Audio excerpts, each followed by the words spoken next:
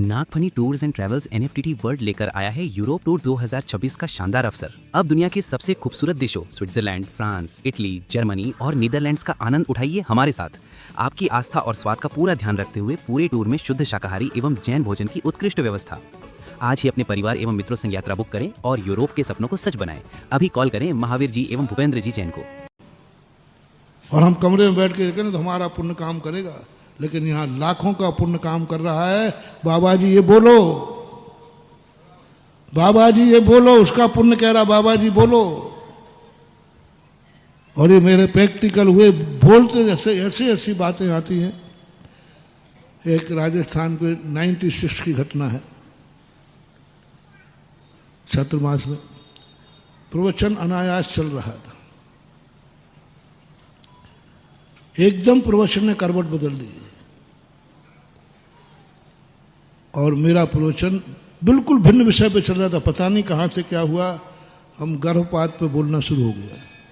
मैं भी एकदम छक गया कि प्रवचन की तो श्रृंखला ही नहीं टूट बन रही।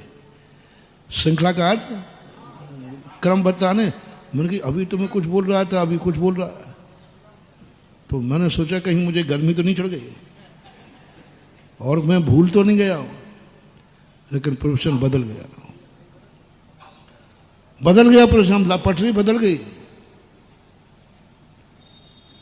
प्रवचन के बाद जब मैं कमरे में गया, एक दंपति रोते हुए आया, ऐसा रोया फूट फूट करके, क्योंकि उन्होंने गर्भपात कराने का अपॉइंटमेंट ले लिया था और घर से निकले थे।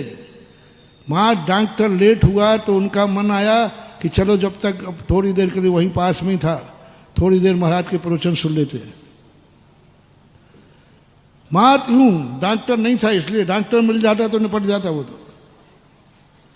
उन्होंने कहा कि जब तक वो डॉक्टर नहीं है, चलो महाराज बाजू में है, अपन प्रवचन सुन लेते। और प्रवचन बदल गया उस गर्भ में रहने वाले बालक के पुण्य से। देखो क्या कौन सुन रहा है प्रवचन, तुम कह रहे हो कि हम पंडाल में नहीं है, कोई फर्क नहीं पड़ रहा है। गर्भ में रहने वाला, वो अभिमन्यु की कहानी आती ना, गर्भ में रहने वाले का पुण्य कह रहा बाबा जी प्रवचन बदलो,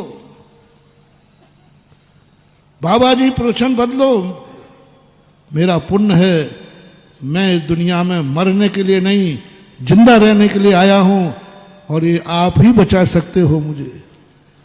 मैं स्तब्ध रह गया और वो आकर इतने रोए, महाराज जी मैं आज मरवाने वाला था इस बालक को। और उन्होंने पूरे पर्चे दिखाए, महाराज देखो ये अपॉइंटमेंट था, डॉक्टर का लेट होना, और हमारे मन में इसकी बुद्धि ने कहा कि लेट होने से कुछ फर्क नहीं पड़ेगा। उसने अपने माँ बाप की बुद्धि बदली कि थोड़े 10 मिनट प्रवचन सुन लो, वैसे ही जाके उधर माँ बाप की बुद्धि बदली, उधर डॉक्टर को लेट किया, इधर हमारी बुद्धि बदल गई। प्रवचन हुआ और वो बालक बच गया। वो बालक आज भी जिंदा है, परिवार का कुल दीपक है। आज उसके शादी ब्याह हो चुके, उसके भी बच्चे हैं। आता है, उसके माँ बाप बहुत रोते हैं, महाराज ये बच्चा मेरा नहीं है, ये तो जीवन दाता तो आप है। और वो अभी भी जिंदा है, बताऊंगा नहीं क्योंकि किसी की इज्जत का सवाल है। हम 3 लोगों को पता है बस, माता पिता को, बेटे को भी बाद में बताया गया, बेटे को मालूम नहीं था, बेटे बताया गया बस। और मैंने भी कहा भैया तुम भी 3 के अलावा बता लेकिन मैं सुना रहा हूं कहानी। बोलो किसके पुण्य से बोल रहा था?